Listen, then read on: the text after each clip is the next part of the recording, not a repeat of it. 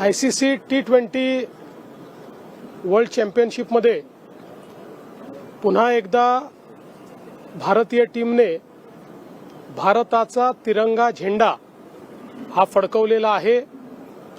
भारत पुन्हा चॅम्पियन झालेला आहे आणि काल अनेक रेकॉर्ड तोडत ज्या प्रकारे न्यूझीलंडचा पराभव हा भारताने केला, T20 सामन्यांच्या इतिहासामध्ये फायनलमध्ये अशा प्रकारचा स्कोर करणं आणि समोरच्या टीमला अशा पद्धतीनं गारद करणं हा देखील एक नवीन रेकॉर्डच आहे।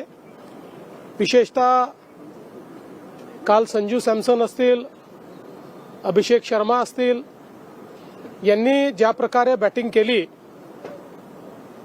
त्यामुळे एक अतिशय सॉलिड फाउंडेशन हे भारताला मिळालं आणि बॉलिंगमध्येही जसप्रीत बुमराह यांनी ज्या प्रकारे पूर्ण सिरीजमध्ये अतिशय इकॉनॉमीनी बॉलिंग केली आणि कालही त्यांनी ज्या प्रकारे न्यूझीलंडच्या टीमला गारद केलं ते विलक्षण अशा पद्धतीचं त्यांचं कार्य, त्यांची बॉलिंग आपल्याला पाहायला मिळाली।